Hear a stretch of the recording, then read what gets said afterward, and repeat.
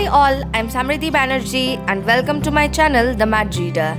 In this video, I will narrate an excerpt from the well-known comic travelogue Three Men in a Boat by Jerome Jerome. This story is called Uncle Podger Hangs a Picture and features a hilarious, messy and forgetful character known as Uncle Podger. Three Men in a Boat is a comic and non-sentimental narrative inspired by Jerome Jerome's own honeymoon. This book is about a holiday in a boat on the Thames River and tells us about the preparations they, that is the narrator and his two friends together with a dog made about their journey and various incidents which came back to their minds due to related incidents happening during their journey. One such incident was this excerpt in the name of Uncle Podger Hangs a Picture that I'm about to narrate, which came back to the narrator's mind in comparison with one of his friend's methods of work, which was to take the burden of everything himself and put it on the backs of other people. I am reading this excerpt from the book Dreamcatcher 5, published by Madhubani. This book contains many other beautiful stories and excerpts such as The New Boy from David Copperfield, How I Learned to Write by Leo Tolstoy, and many more. I have provided the link to the Amazon webpage from where you can buy this book at a reasonable price if you would like to in the description. So, let's start. Uncle Podger Hangs a Picture. You never saw such a commotion up and down a house in all your life as when my Uncle Podger undertook a job. A picture would have come home from the frame makers and be standing in the dining room waiting to be put up, and Aunt Podger would ask what was to be done with it, and Uncle Podger would say, "Oh, you leave that to me. Don't you, any of you worry yourselves about that." And then he would take off his coat and begin. He would send the girl out for 6 pence worth of nails, and then one of the boys after her to tell her what size to get, and from that he would gradually work down and start the whole house. "Now you go and get my hammer, Will," he would shout. "And you bring me the rule, Tom, and I shall want the step ladder, and I had better have a dining room chair too. And Jim, you run round to Mr. Goggles and tell him, pass kind regards, and hopes his leg's better, and will he lend him his spirit level? And don't you go, Maria, because I shall want somebody to hold me the light, and when the girl comes back, she must go out again for a bit of picture cord. And Tom, where's Tom? Tom, you come here, I shall want you to hand me up the picture." And then he would lift up the picture and drop it, and it would come out of the frame, and he would try to save the glass and cut himself, and then he would spring round the room looking for his handkerchief.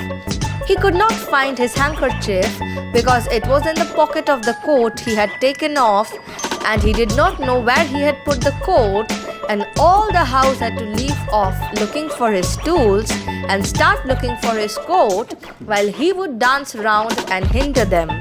"Doesn't anybody in the whole house know where my coat is? I never came across such a set in all my life. Upon my word, I didn't. 6 of you, and you can't find the coat that I put down not 5 minutes ago. Well, all of the..." Then he would get up and find that he had been sitting on it and would call out, "Oh, you can give it up. I found it myself now." Might just as well ask the cat to find anything as expect you people to find it. And when half an hour had been spent in tying up his finger, and a new glass had been got, and the tools and the ladder and the chair and the candle had been brought, he would have another go, the whole family, including the girl and the charwoman, standing round in a semicircle ready to help. 2 people would have to hold the chair, and a third would help him up on it and hold him there, and a fourth would hand him a nail, and a fifth would pass him the hammer, and he would take hold of the nail and drop it. "There," he would say in an injured tone. "Now the nail's gone." And we would all have to go down on our knees and grovel for it, while he would stand on the chair and grunt and want to know if he was to be kept there all the evening. The nail would be found at last, but by that time he would have lost the hammer. "Where's the hammer? What did I do with the hammer? Great heavens! 7 of you gaping round there, and you don't know what I did with the hammer." We would find the hammer for him, and then he would have lost sight of the mark he had made on the wall where the nail was to go in, and each of us had to get up on the chair beside him, and we would each discover it in a different place, and he would call us all fools one after another and tell us to get down. And he would take the rule and remeasure and find that he wanted half 31 3/8 inches from the corner, and would try to do it with his head and go mad. And we would all try to do it with our heads and arrive at different results and sneer at one another. And in the general row, the original number would be forgotten, and Uncle Podger would have to measure it again. He would use a bit of string this time, and at the critical moment when the old fool was leaning over the chair at an angle of 45, trying to reach a point 3 inches beyond what was possible for him to reach, the string would slip and down he would slide onto the piano, a really fine music effect produced by the suddenness with which his head and body struck all the notes at the same time. And Aunt Maria would say that she would not allow the children to stand round and hear such language. At last, Uncle Podger would get the spot fixed again and put the point of the nail on it with his left hand and take the hammer in his right hand. And with the first blow, he would smash his thumb and drop the hammer with a yell on somebody's toes.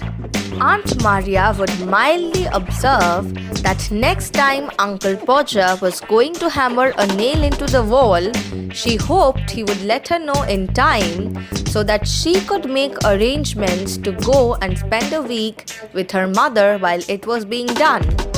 "Oh, you woman, you make such a fuss over everything," Uncle Podger would reply, picking himself up.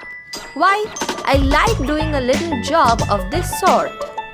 And then he would have another try, and at the second blow, the nail would go clean through the plaster and half the hammer after it, and Uncle Podger be precipitated against the wall with force nearly sufficient to flatten his nose.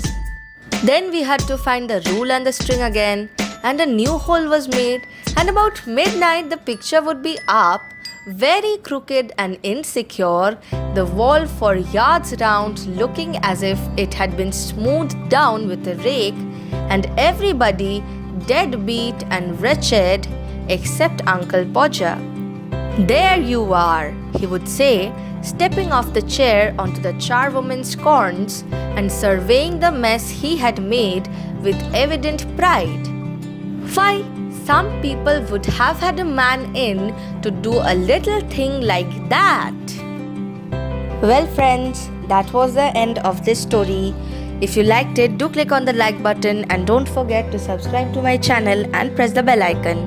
Also, share my videos to your friends and relatives, and finally, kindly write out your valuable opinions in the comment section as it helps me to get motivated and improve my videos. Thank you.